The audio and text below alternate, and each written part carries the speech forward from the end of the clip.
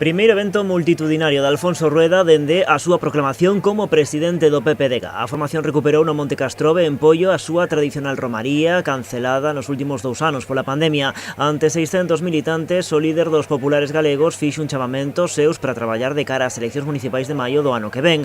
Rueda apuntou que só queda un ano para que o partido reciba grandes alegrías. Aquí hai que seguir tendo estabilidade, como tivemos sempre en Galicia, para poder facer ben as cousas.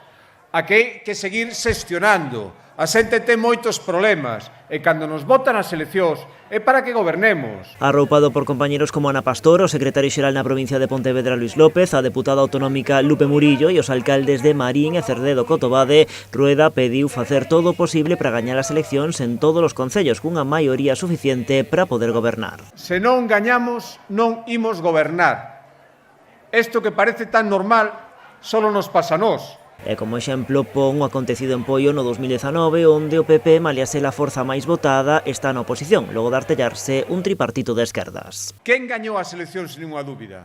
Quen se quedou a moi poucos votos para poder gobernar e non pudo gobernar? Pois eu vos digo que nin en Poio nin ningún outro sitio. Eso non pode volver a pasar e, por lo tanto, temos que facer todo o posible para poder gañar as eleccións en todas partes. Nese sentido, Alfonso Rueda trasladou o seu apoio a Ángel Moldes, líder dos populares en Poio, que aspira o ano que ven a facerse co bastón de mando. Recomendoulle seguir falando con todo o mundo e mesmo escoitar dixo a quen non quere escoitar.